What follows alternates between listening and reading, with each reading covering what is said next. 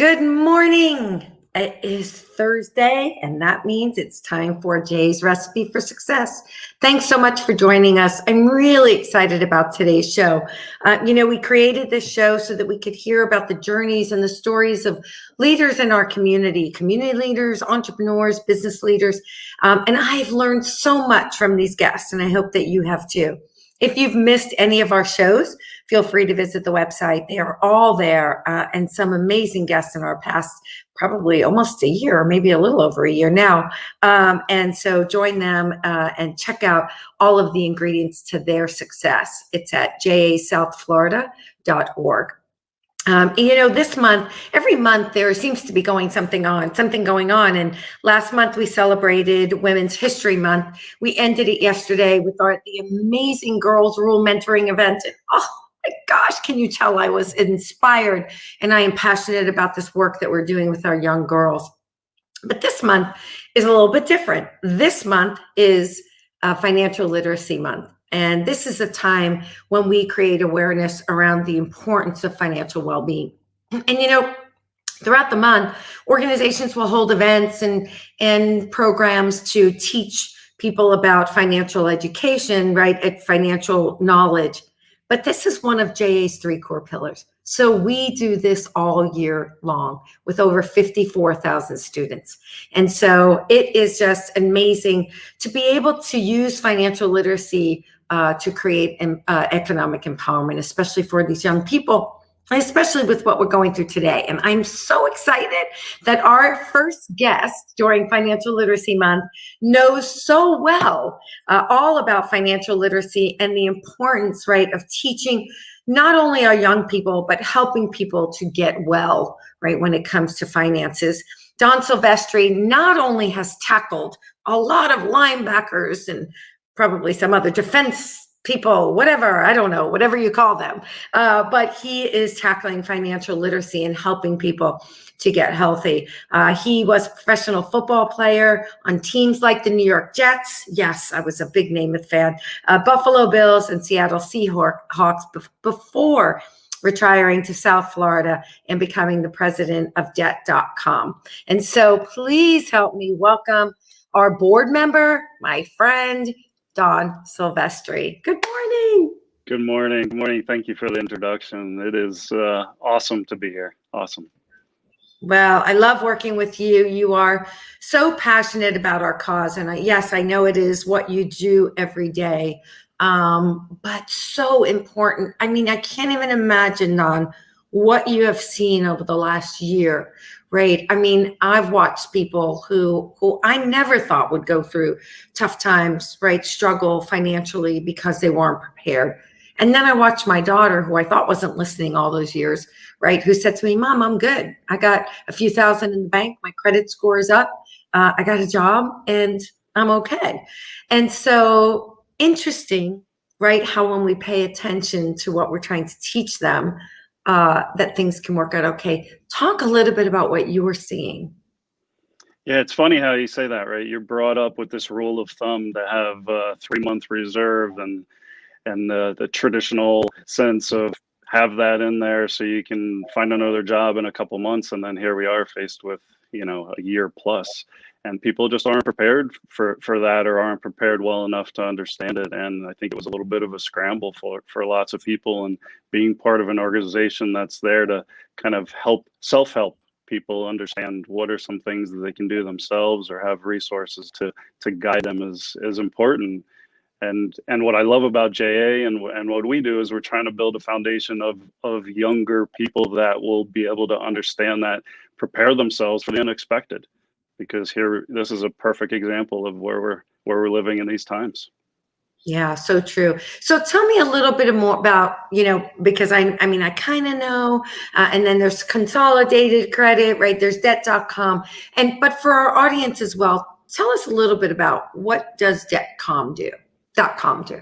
Yeah, I appreciate that. The premise behind Debt.com was really an opportunity for our founder who started Consolidated Credit, Howard Dvorkin, who I know you have had on the show recently.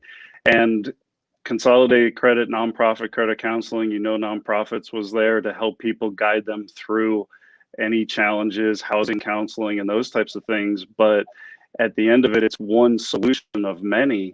And what Debt.com was built for when Howard stepped down from Consolidated and started Debt.com was to create more of an encompassing group of programs to help people in other areas, because it's not just credit card debt, it's student loans, it's housing, it's credit and where you are in your financial stability. But the other part of it is it was a no-brainer to slide into that, because it's somewhat of the same financial literacy and financial education across the board. It's not just one thing, and you really have to pay attention to that. And it was part of the whole over encompassing challenge, was getting people to understand that you have to fix the biggest problem, but you can't ignore the others. Right. Well, and listen, they can fix it, right? So we can fix their financial situation maybe right now, but if we don't educate them, they'll end up in the same situation right down the road. And I've seen that so many times too, even with family, right? Family members who have ended up in trouble all over again. It's like, how many times are we going to bail you out, right? You need to understand how to manage your money, right? And live within your means and not create that debt and all of that. So that's so important. So I'm curious, and I'm not sure I ever heard this part of your story. How did you go from tackling in football to tackling, right, the financial world and business world? Yeah, great question. And I think, life leads you down different paths. And a lot of it has to do with the people you surround yourself with. And for me, it's always been helping people. The advantage I had of playing in the NFL and having that was the opportunity to give back and have some of that spare time to look at it that way. But I've always been that type of person to do that. So for me, it was being in an industry or in a job that I enjoyed. I never wanted, and I never guide anybody to get into something just because of the money or just because of the location or whatever it is. You need to be able to enjoy what you're doing with excitement and gratitude at the same time. And for me, gratitude is giving back, and it's always been part of I started as more of a player, but always a player coach, and coaching people and helping people is an important element. And being down the path that led me through multiple companies, from playing in football to CBS Sports, was down that road of giving back and providing some guidance on how to do something. And it was really just building playbooks for whatever industry it was in, but I enjoy that. You mentioned, oh my gosh, I love all of this, because, by the way, today is also the opening day for baseball. And I grew up in a baseball family, and my dad played professional ball and also was a coach. And so I just love the whole concept of coaching, right? And I love when you just said, have a playbook. Right. And so we talk about that. I mean, even in junior achievement, we have a development team, which you might call a sales team, and we have a playbook, right? How do we build the relationships, right? Where are those relationships? And having that, and other people might call it a plan, that are not sports minded, right? How you can't play the game of football without a plan, right? Without a playbook. Exactly. And whether you call it a playbook or a blueprint or a roadmap, I mean, those things are the same, in that you have to have a foundation, but you have to have a plan. And when you think about it, everything that you build starts with an instruction manual, no matter what it is, and step-by-step process, and the specific pieces of those process, starting from step one, is the most important part. You can't just skip to the end, because at any level, if you skip to the end, you're going to put together something with a bunch of parts laying on the ground, and you realize you don't have a quality piece of whatever it is you built. And that's the important part of a playbook. And it also helps others follow that playbook as well as guide through it. And within financial literacy, I mean, it's the perfect example, because, like you said, it's not just this month for us. Although we celebrate it and really promote it, it's all year long, it's all lifelong, that you have to follow those types of things. And having a quality roadmap, blueprint to life, it doesn't present itself.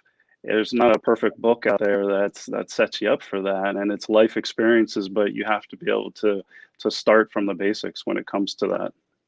Yeah, so true.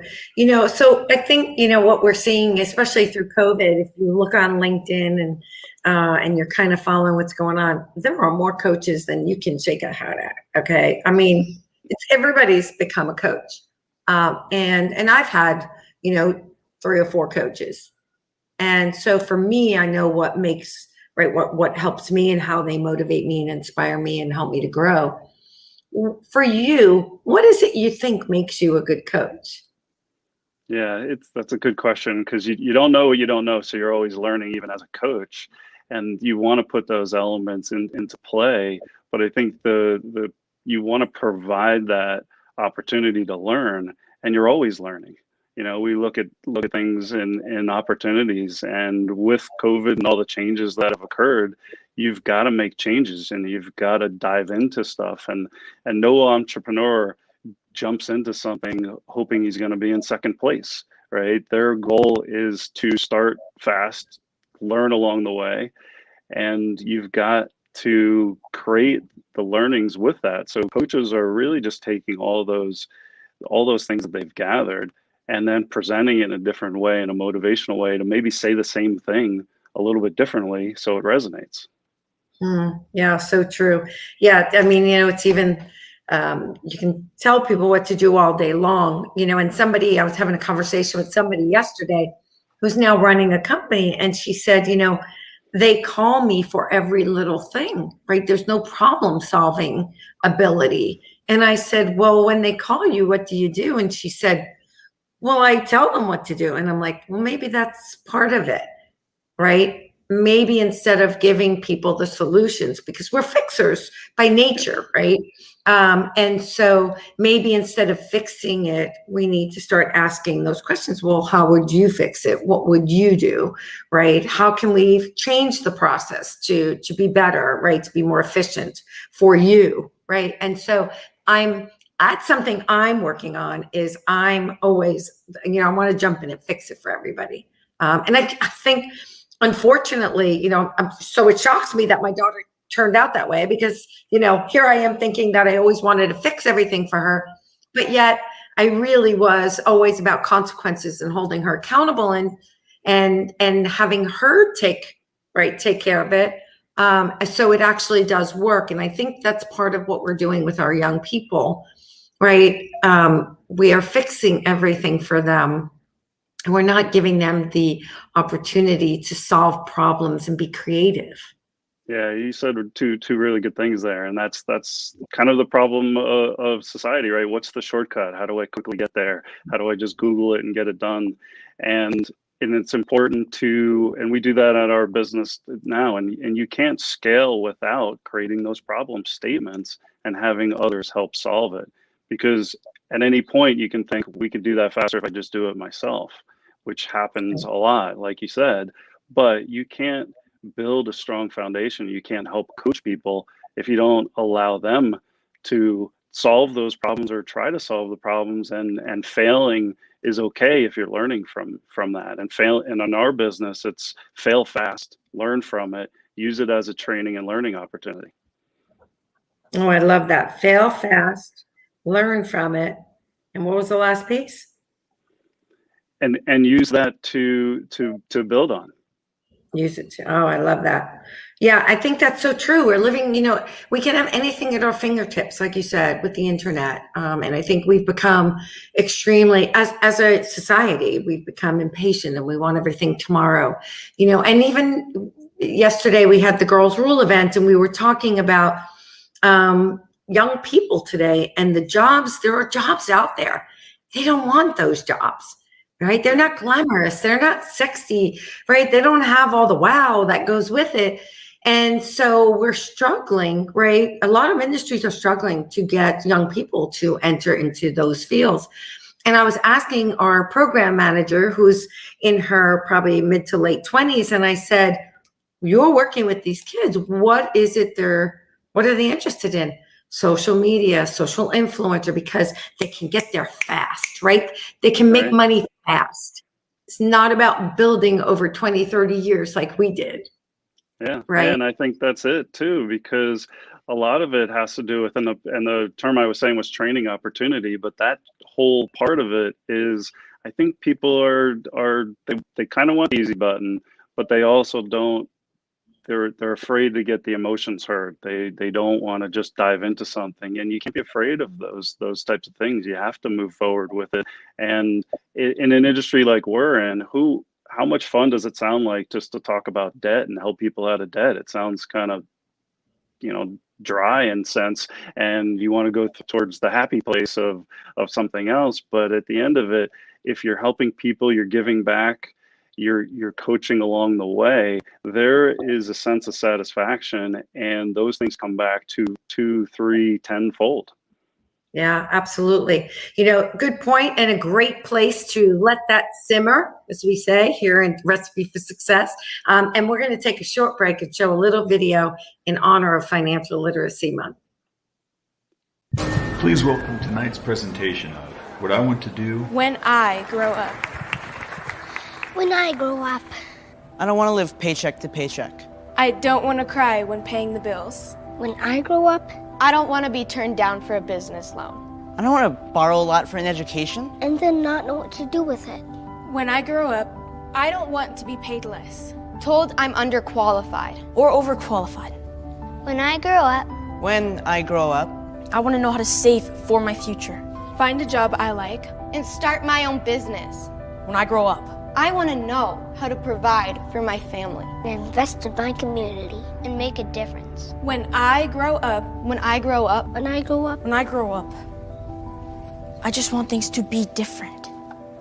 At Junior Achievement, we promote economic empowerment through education, but we can't do it alone.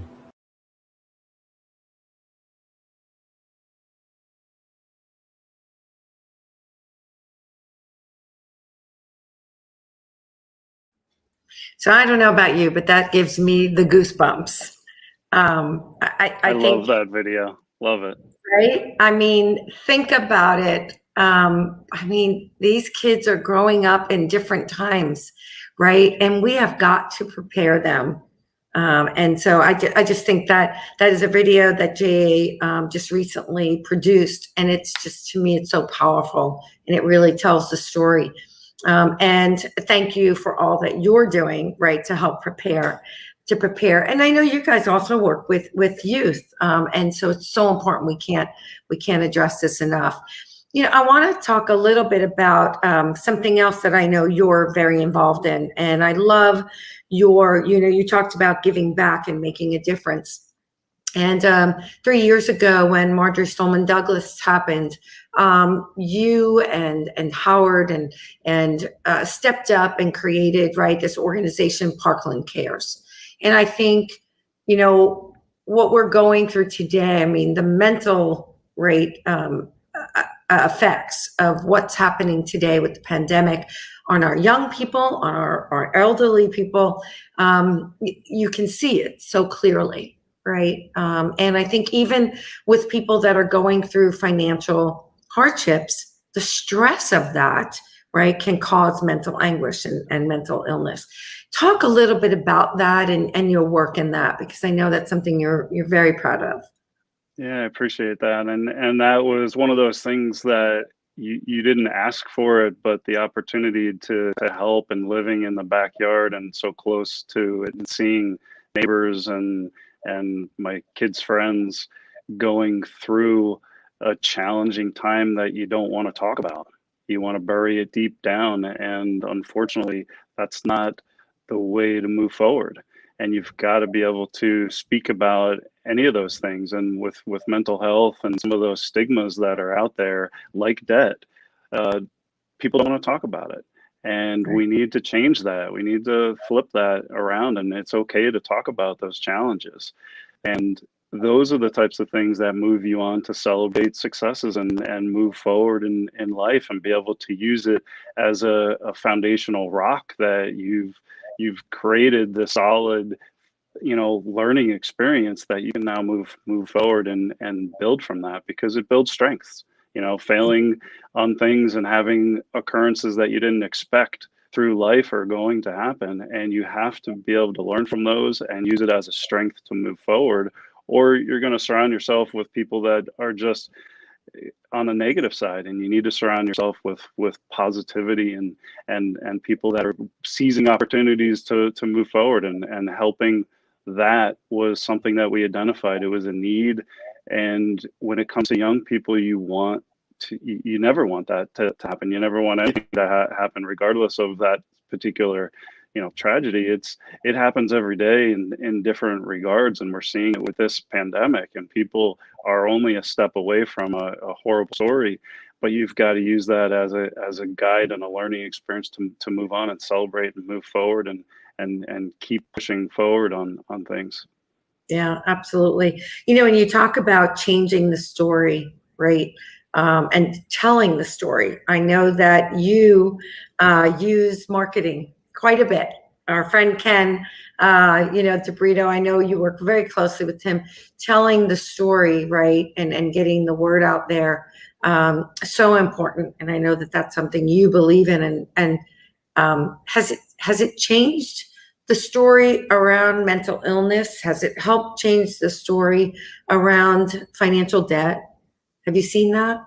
Yeah, I think more people are talking about those things. And like I said, celebrating the success. You see people coming out of that school and others, and even now finding ways to create careers, or maybe driven to do something in healthcare or in mental health care, and helping to coach. And that's why you're seeing so many coaches, because there's people that have that gift for gab and understanding that they can help people.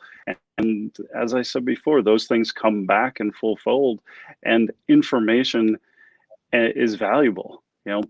People don't read books anymore. They don't go through that. They want that quick little bit of information and the shortcut, as we used to see, the cliff notes of, most kids don't understand what that is, but everyone's using Google or something else to skip ahead. But it's the steps along the way that help you and build that foundation. So true. So true. I mean, even in careers, it's all of those things I learned in every job: waiting tables, bartending, working in the bank as a teller. All of the different things that I did just, helped me to build those skills, right? I didn't start here. And I think our kids see us today and they think we started here, right? So often. So One of the things we do as we get close to closing out the show is I read back some of the ingredients to your success.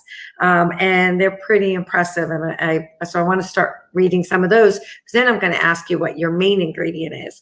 So you talked about a couple of times surrounding yourself with the right people, right? Positive people who want to work towards the goal, giving back and making a difference. Gosh, so much of who you are. And I love that about you. Finding a job or a career that you love, right? They say you'll never work a day if you find something you're passionate about. Gratitude.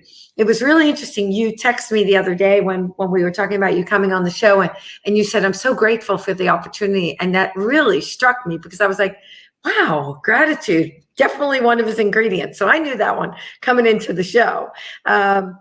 Player coach, coaching people, right? And making sure that we're helping them to learn and grow all along the way. Having that playbook, the plan, and following the steps to success, right?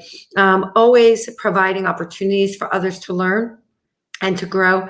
And that you have to change, right? We can't always stay the same. Things change. We have to adapt.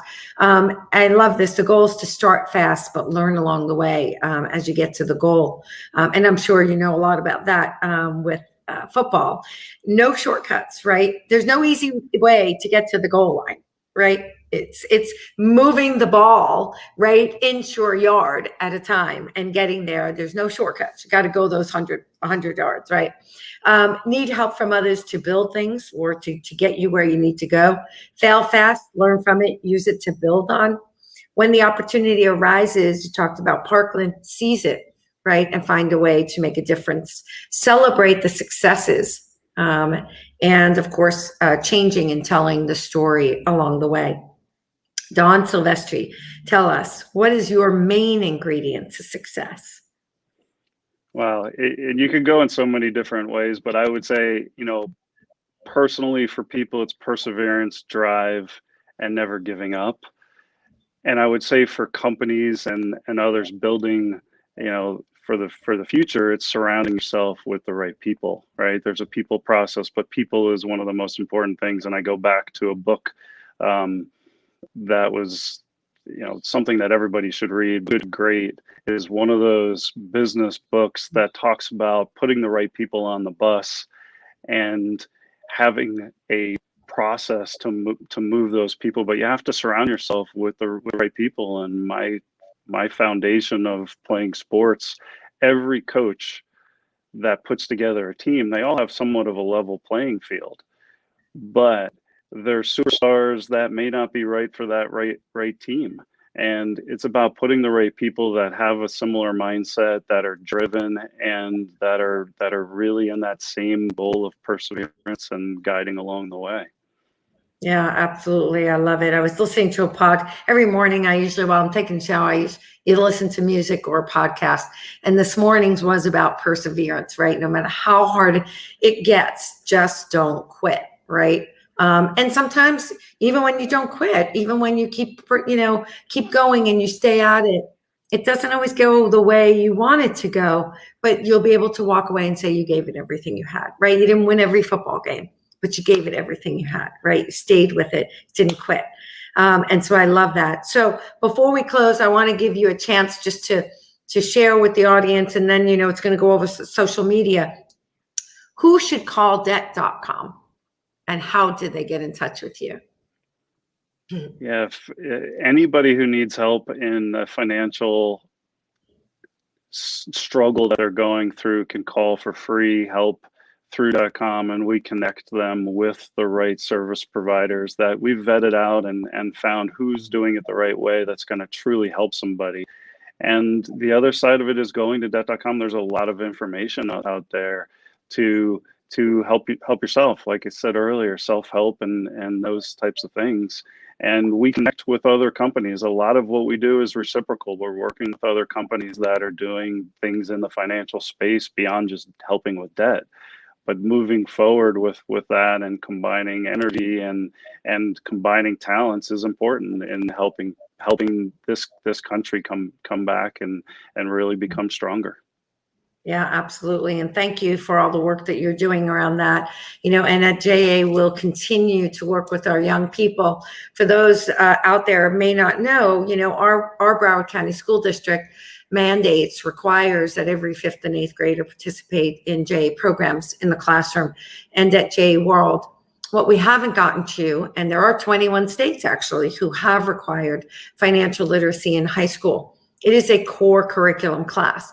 We have not gotten there yet in Florida. And I think that is something that we certainly should advocate for and should strive for, because we know that if we can provide this education and this foundation, you talked a lot about the foundation, right? Our young people will grow up to experience financial security, financial freedom, and financial and economic empowerment. So thank you for the good work that you are doing. Thank you for being here with us this morning. Love the work that you're doing. And thank you for your service and leadership to junior achievement. Thank you, Lori, for what you do. For what Junior Achievement does is an amazing opportunity to be a part of. And I want to be one of those advocates that pushes Junior Achievement and the financial literacy and education across with you. Thank you. Thanks, Don. Thanks for being here. And to everyone else, thank you so much. Please get out there, support financial literacy this month. Let's help our children grow up to be financially well and strong. Thanks, everyone. Have an amazing day and look forward to seeing you next week on Recipe for Success. Take care, Don. Bye, Lori.